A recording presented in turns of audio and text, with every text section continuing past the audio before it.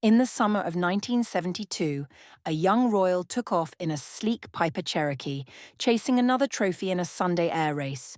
Minutes later, the plane plunged into an English field, killing its pilot instantly. That pilot was 30-year-old Prince William of Gloucester, Queen Elizabeth II's first cousin, once a dashing fourth in line to the throne. The crash ended a life of adventure and heartbreak, but it also opened the way for the retelling of a captivating story. This is the story of Prince William's life, of royal privilege, of wild exploits, and a forbidden love that the palace tried desperately to stop. From the heights of his childhood in stately castles to the neon-lit streets of Tokyo, William was no ordinary prince. He was known to friends and biographers as a natural daredevil, adventurous, almost to the point of recklessness, warm, tender, and extremely generous, fiercely loyal to underdogs. His peers described him as the James Bond of the monarchy, handsome, charming, and full of life. Even Queen Elizabeth's children looked up to him. When Elizabeth married in 1947, 6-year-old William carried her train as a page boy. At that moment, he was fourth in line to the throne, a favoured heir. At the time of his birth, and for months afterwards, Prince Henry was away on military duties, some of which meant considerable risk. This prompted George VI to write to his sister-in-law, promising that, if anything should happen to his brother, he would become Prince William's guardian. Prince William grew up in grand estates like Barnwell Manor in Northamptonshire and spent part of his childhood abroad with his parents. His father served as Governor-General of Australia. He was educated at Eton and Cambridge, even a year at Stanford studying political science, an impressively worldly education for a royal. Yet he never cared much for the rigid expectations of Windsor. Instead of military pomp, William chose a civilian path. He worked briefly at a city bank, then joined the Foreign Service. It was almost unheard of. The only other royal known to have done such was his uncle Prince George, Duke of Kent, in the 1920s. But William quietly wanted a different life, a life where he could fly airplanes and trek across deserts, not one where his every move was choreographed by a palace aide.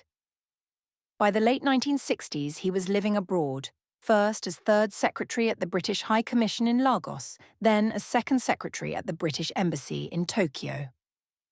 In Japan, far from the London tabloids and palace protocol, William relished a taste of freedom. At home, he filled in where needed. When his father's health failed in 1970, he resigned from Tokyo and returned to England to oversee the Gloucester estates and royal duties. He threw himself into charity work and minor public roles. He became a councillor of state, stepping in for the Queen when needed, and threw himself into philanthropic causes like the St. John Ambulance. Through all this, his adventurous spirit never dimmed. He loved flying and even held a pilot's license. He raced light aircraft at air shows and was president of the British Light Aviation Centre. His social circle included artists, scientists, and old friends, the ones who knew he was a pleasure to everyone who knew him. Yet, beneath this outward success and charm, William remained restless, yearning for a normal life and real love. He often confessed to feeling lucky to have loving parents, but he also admitted to one close friend that he had a human being for a mother. And she must have some faults, but so far as I am concerned, she has no faults at all. A tender admission of his deep devotion to family. Despite these blessings, William knew that the modern world was changing around the monarchy. By the 1960s, divorce was becoming more common in Britain, and marriage to commoners was slowly on the rise. But the Windsor household was still wary. As Queen Elizabeth herself had once warned a church congregation, divorce and separation are responsible for some of the darkest evils in our society today. In fact, her own Mothers' Union charity had only just dropped a ban on divorced women and single mothers in the 1960s.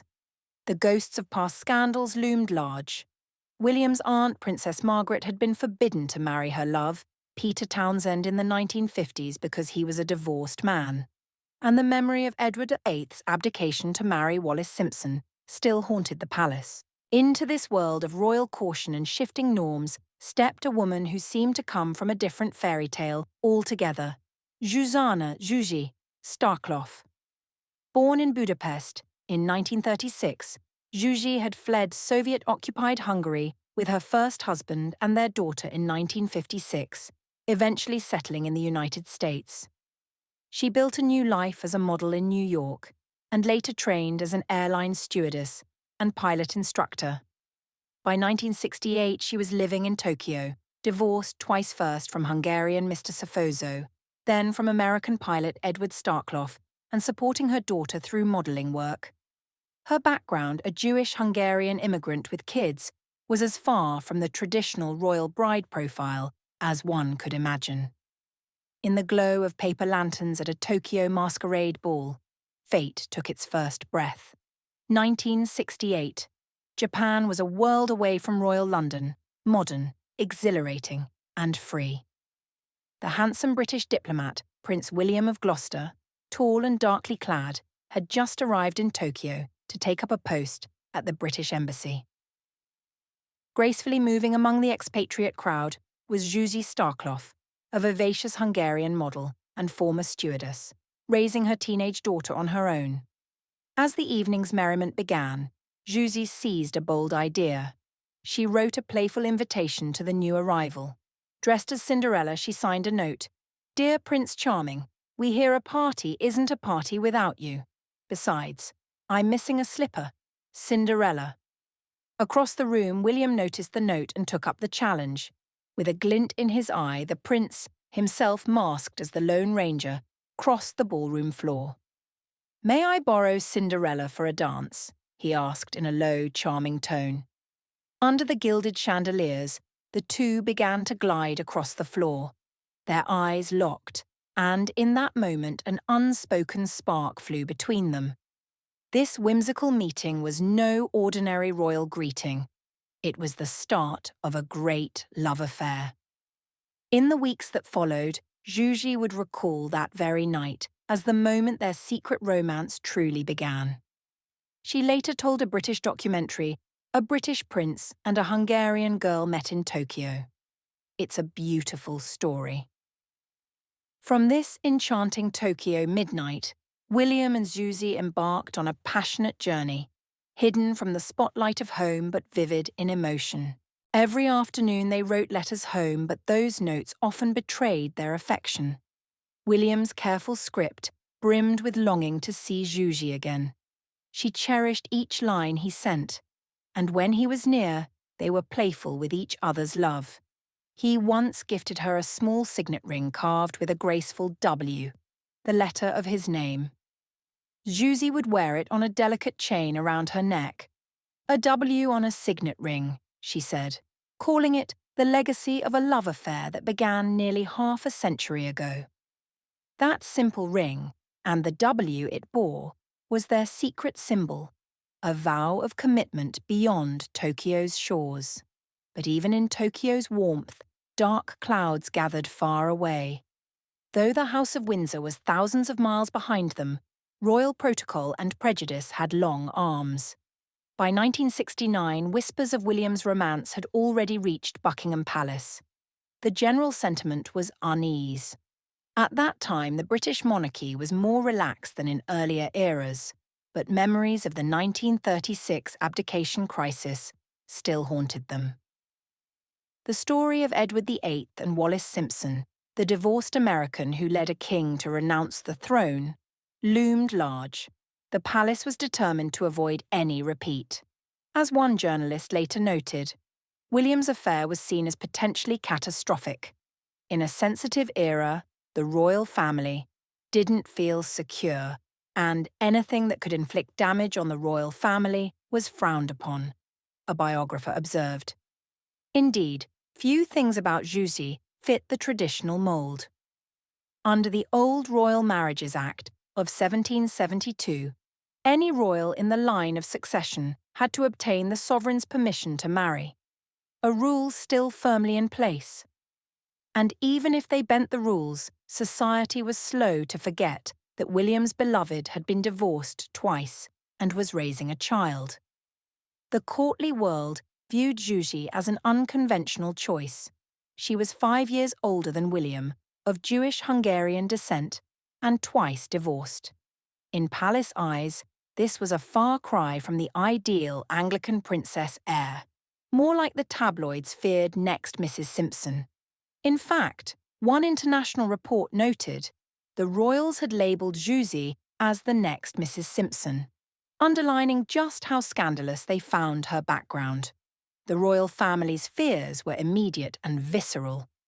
Queen Elizabeth reportedly referred to Zsuzsi in private as that woman.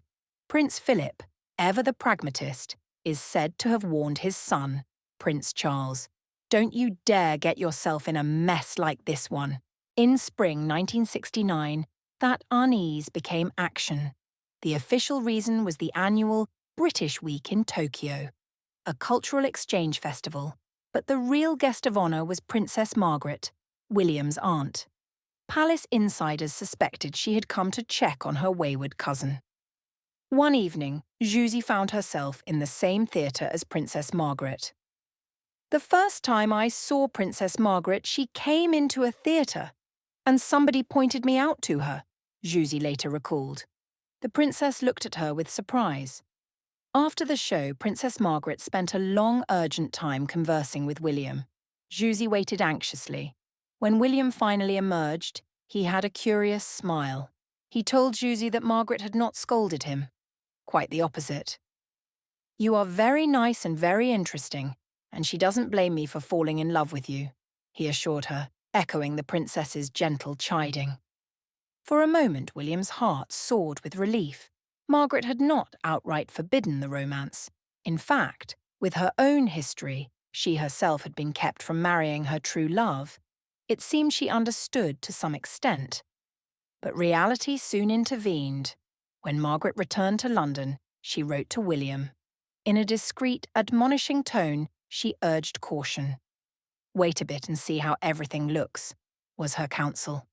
She reminded him, politely yet firmly, that under law he needed the Queen's consent to marry anyone, a consent unlikely to be given for a match the family considered so impractical.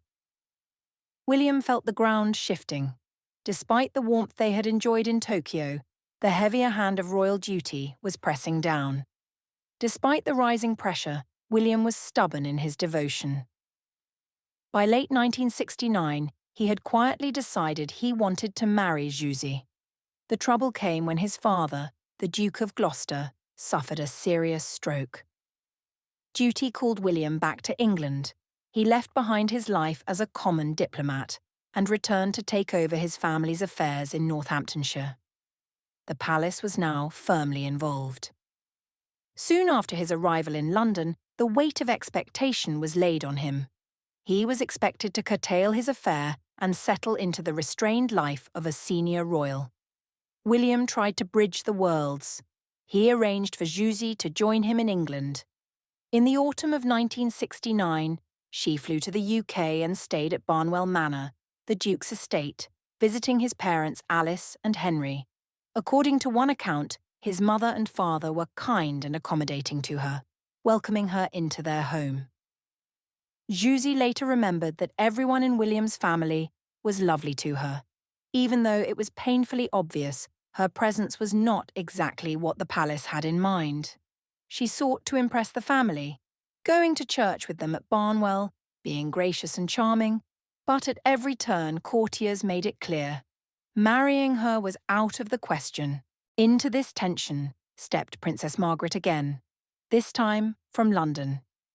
With the Soviet threat looming and the young Queen's reign still unsteady, the palace felt the monarchy's future should not hinge on an unconventional marriage.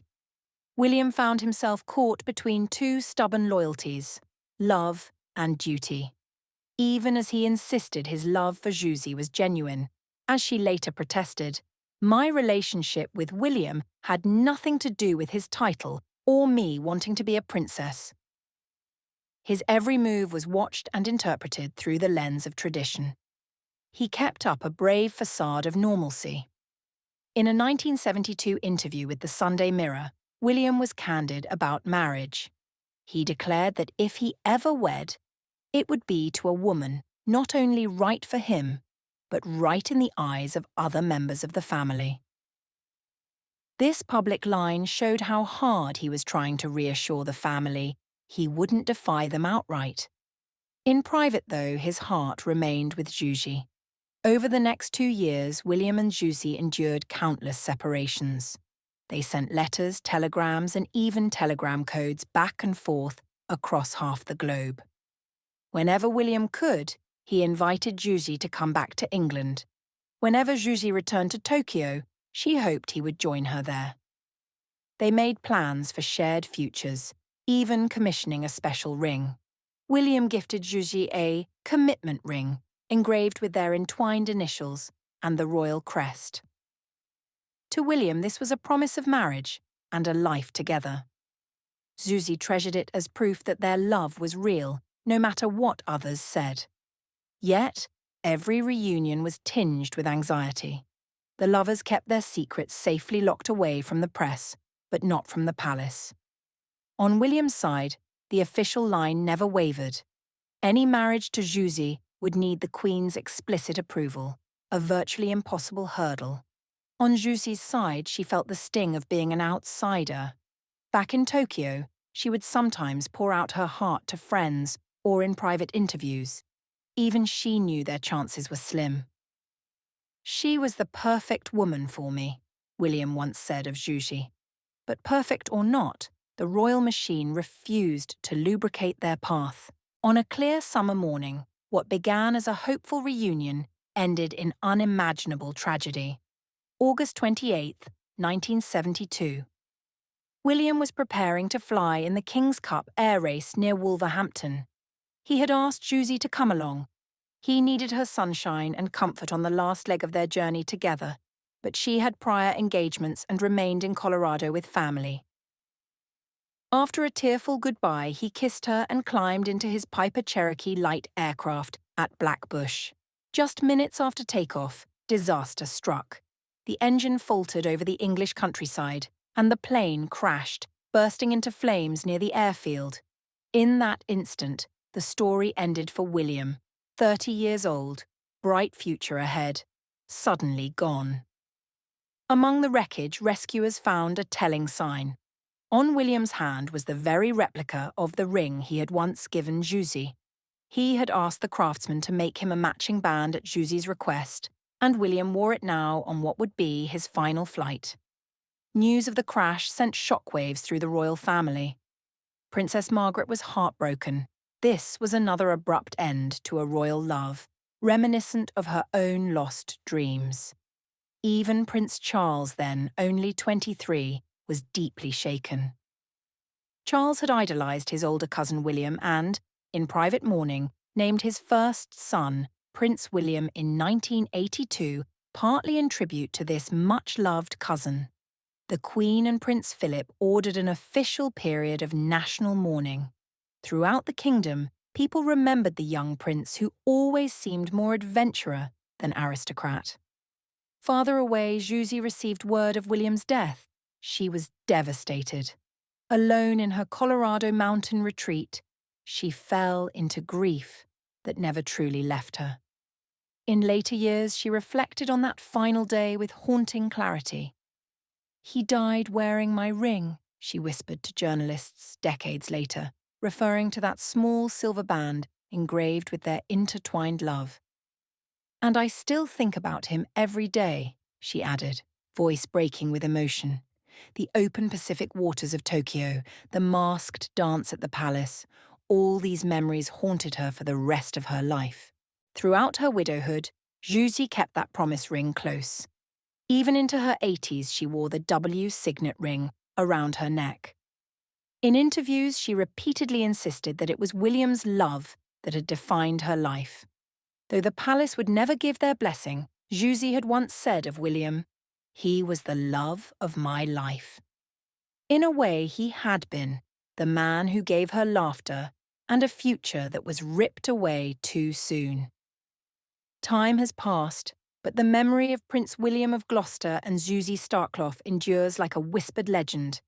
Their story, of chance encounters, vibrant romance, and thwarted dreams, resonates as a romantic tragedy. It reminds us that even those born to privilege are subject to the same human yearnings for love and acceptance. Zsuzsi eventually returned to the United States, living out her days in Colorado and never remarrying. When she spoke of William in later life, her eyes still held that faraway longing.